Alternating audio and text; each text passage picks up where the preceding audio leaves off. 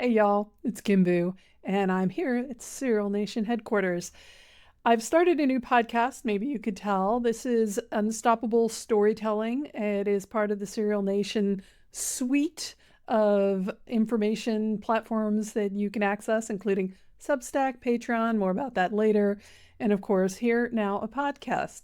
And I'm sure some of you are wondering if you've been around for a while, why am I doing another podcast? I do have the Author Alchemist podcast. It's a lot older. I've played around with that one off and on over the years, sometimes recording consistently, lots of times not. And it is still going to exist, and I will keep using it because it's just more my general mindset, creativity, writing, and productivity podcast. And I think there's a lot of valuable content there, and I don't want to swamp it with the Serial Nation content, which means starting a new podcast. So here we are, inaugural episode, and I'm really excited to get this started and to talk to you about these things. The theme for this episode is The Renaissance is Real, and that is because I see a renaissance in serialization. A lot of people who may not be familiar with the history of the book or the history of text technology, not quite the same thing, but the history of printed text or written text, however you want to, wherever you want to draw that line, is that serialization is one of the oldest forms of storytelling that humanity has. I've written about that in my book. I do have that book. Oh, look, I have my book. Unstoppable Storytelling. You can buy it at all the major platforms. In it, I go into a little bit of detail about the history of serialization, and I've certainly covered that in other webinars and presentations I've given. The important thing that I want to take away from that conversation right now is that this is nothing new. The technology is new. I'm not going to argue that point, but serialization is not. And so if you're interested in serialization, or if you just started serialization, or if you're pretty far along down the line on your serialization journey, I think you need to think about the fact that you're really tapping into something primitive in the human brain. We love anticipation. If you think of the major holidays, whatever your faith is, there's always the anticipation before that holiday. It's always the excitement, the food, the family, the gifts, whatever it might be, and builds and builds and builds until the event happens. Serialization feeds on that energy in a positive way. It's not about building it. Well, I mean, it could be about building anxiety if you're a horror writer. Not my gig, but there's lots of different ways to go about it. So the Renaissance is real means that we are living in the midst of a massive change in publishing. And I'm not talking about AI. I'm talking about ownership of the platforms. We've kind of gone full circle. I mean, there was CompuServe and AOL, and they were walled gardens more by necessity at the technology at the time. Nobody knew what the World Wide Web was. That was for, geeks and nerds. I'll just use AOL. And I knew a lot of people like that. I was on Usenet. I was on CompuServe. I was on those things, but I also saw why people loved something like AOL. And it kind of kept going in the sense of these platforms creating holistic spaces where everybody could get together and do things. There's LiveJournal, Facebook, MySpace, moving into the modern era of Twitter, which as far as I'm concerned is dead. And then moving in now, we've got Substack, we've got other platforms out there, especially for writers. We've got platforms like Ream, Royal Road, Wattpad. These are platforms that were built to bring a lot of people in to share that community space. And that was beautiful while it lasted. And it can be beautiful again, but I think we've kind of come full circle around. People want their own spaces. Even on Substack, which does have some social media, social networking features like notes and recommendations, both of which have been immensely helpful, not just to me, but other authors in being in discoverability and connecting with other writers and connecting with readers. But we want our own space. We want to be able to control that space. We want to be able to say, this is my story. I own my readers. Well, that sounds Okay, maybe not own. Like, my readers are faithful to me. I'm gonna have to work on the language on that one, aren't I? So anyway, uh, the technology has managed to create a world where serialization can be not just posts on Facebook or a story you give away for free on Wattpad, but something that lives on a platform you have ownership of, which, yes, Substack is a separate platform that you don't, well, I don't own it. If you own it, congratulations. It can't be me. But we own the newsletters, we own the publications, we own the confirmation. Now, there's some changes going on at Substack. It seems they're leaning more into the social media aspect and less on the newsletter posts side of things, and that's just normal.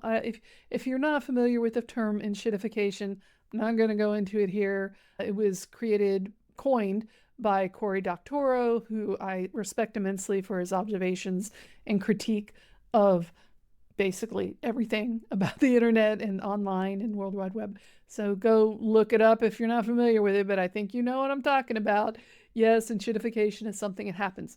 Now, I was just talking the other day, Simon Jones had a live where they were talking about um, platforms, and one of the comments I made is that I've been here on these, Al Gore's intertubes for decades. I've seen platforms come and go. One of the things that we all need to keep in mind is that there's always going to be another one. There's always going to be options. Sometimes it feels like, oh, Twitter got bought out or Facebook has become so corrupted by greed that it's not useful to me, but there are other options. They always come up, like spring up like weeds up through the ground. So whether you feel like you belong on Substack or whether you want to stick to something, developing your own website, well, you're going to do both, which is kind of the direction that I'm going, then you are in an amazing time for doing just that, because the technology is here. So that's one of the reasons that I wanted to bring up that the Renaissance is real. It's not just, LiveJournal when I was reading serialized fan fiction, which was really not my first run-in with serialization by a long shot, but it was the first time I really saw it as something that could become something important in the modern world.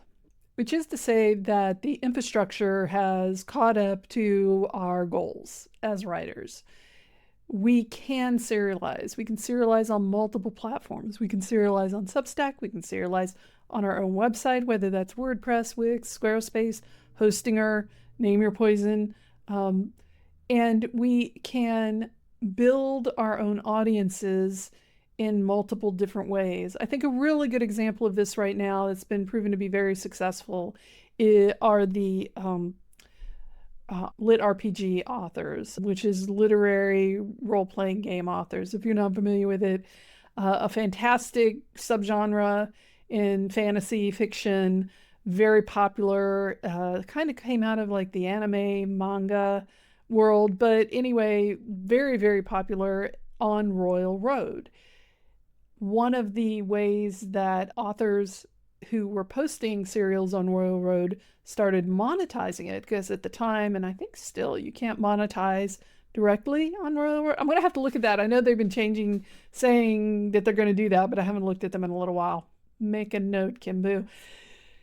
Is directing readers to their Patreon, where they would post early access to chapters that they would then a week or 2 weeks later post on Royal Road.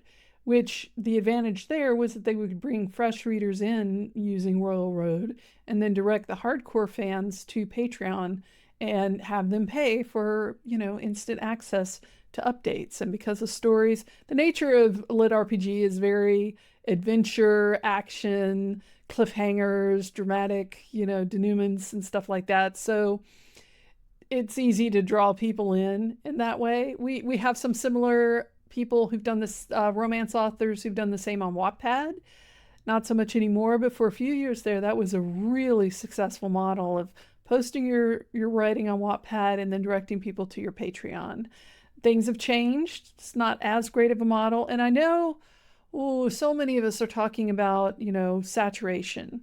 And I'm kind of in Becca Sims' lane here, that saturation is real. Saturation has always been real, but that doesn't mean that the audience isn't there, right? We faced off with the tsunami of crap in the self-publishing dawn of self-publishing era. The dawn of the self-publishing era. Y'all, I'm still working on my coffee. So really, this is just an extended coffee with KimBoo episode. Thanks for putting up with me.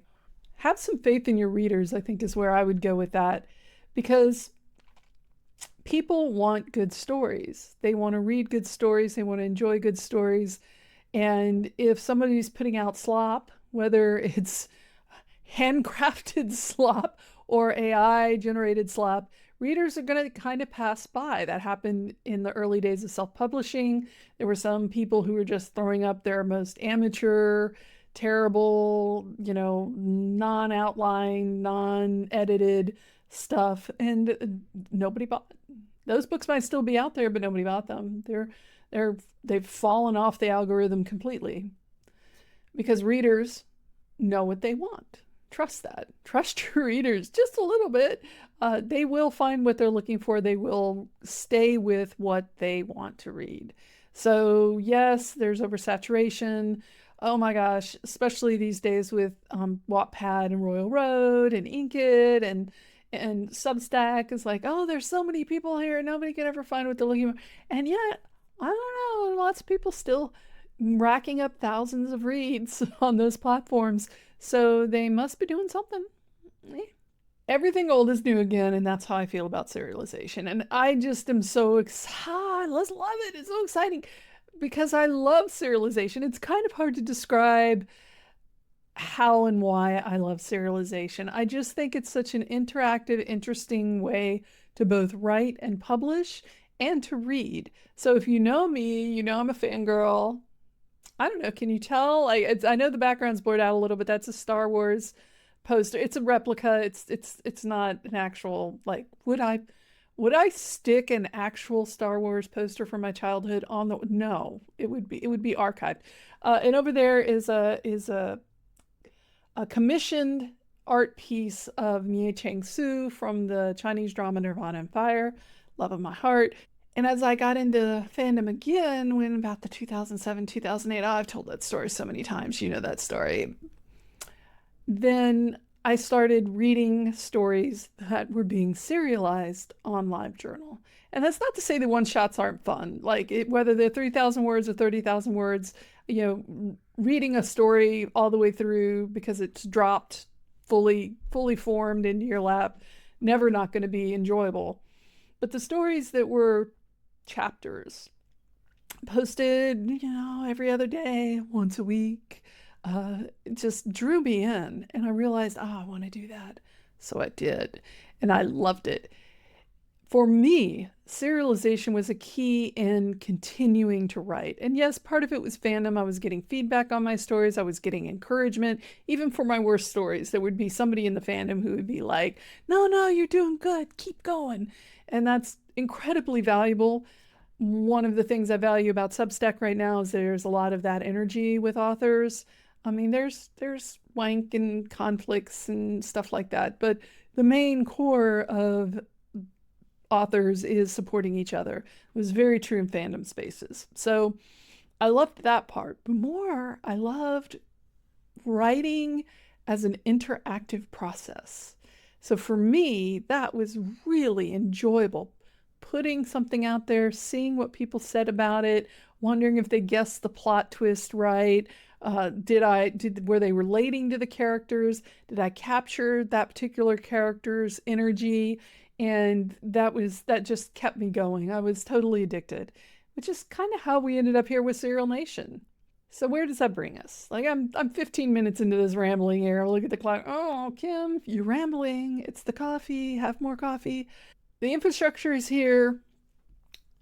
I think a lot of authors who are just starting or thinking about starting serialization are worried that more traditional readers might not understand serialization, which I don't really get, but I can see that they might not understand how it works online. Like, we all know what serialization is. Like, it's not a big mystery, but some genres My friend Gina Hogan Edwards, who writes historical fiction, she is fighting literally a little bit of an uphill battle because historical fiction readers generally are not the most online of all the readers. That's just how they like their history. Okay, they like living in the past. Maybe not actually living in the past. We're not talking Outlander here, but they enjoy the books that they get. So converting those readers to serialization reader is a little bit different. Those challenges exist, but they're being solved. And they're being solved by the fact that we keep putting stuff out there that people want to read. If you go on Substack right now, science fiction, horror, some historical fantasy stuff, a little bit of romance. It's those genres are doing really, really well on Substack. So if you're a reader and you go on there, you're going to find what you're looking for. If you're an author who has a book out or two, direct your readers to whatever subscription platform you've got going on. Always have something free there for them to get into. I don't want to get too far in the weeds on the practical aspects of it, but I'm just saying, we're in early days yet. Yes, the Renaissance is real, but this isn't us looking back 500 years on the Renaissance. This is 500, 600 years on the math. Okay, whatever. Back in the Renaissance. This isn't us retro gazing into the past at the Renaissance. This is us living the moment of the Renaissance in serials. We're here when it's happening. Yeah. Now we've got Hamilton in the room where it happens. But we are in the room where it happens as it is happening. And I think you need to keep that in mind as we keep moving forward. It's early days yet. You're not too late. Maybe you're not the earliest adapter, but that's okay. There's still plenty of room for more serials and serialization. And I know in this particular video podcast, I did not talk too much about serialization versus serials versus subscriptions. Those are all, tweaks to the topic. And I will be covering those here on Unstoppable Storyteller podcast. But for now, I just wanted to launch this podcast with assurance that you are not too late. You are early. And my friend, I'm here to help guide you through that whole process. I do have a Substack for Serial Nation. That is always free. You can't even pay to join that. That's always going to be free. If you do want to get a little bit more involved, I have a Patreon with several tiers of memberships. That's been getting off the ground now for several months, and starting to schedule open office hours for Patreon members and other, nice things like that you're not going to get if you just subscribe to the Substack. And of course, there's always my book. So, you can go get that anywhere where you can buy books, including my direct sales shop, Shop of York. But whatever you choose to do, just remember that this is an opportunity for you.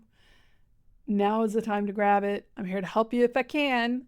Please, if you have any questions or any specific topics you'd like me to approach, leave that in the comments wherever you're finding this podcast, whether it's on Substack or YouTube or Spotify or anywhere.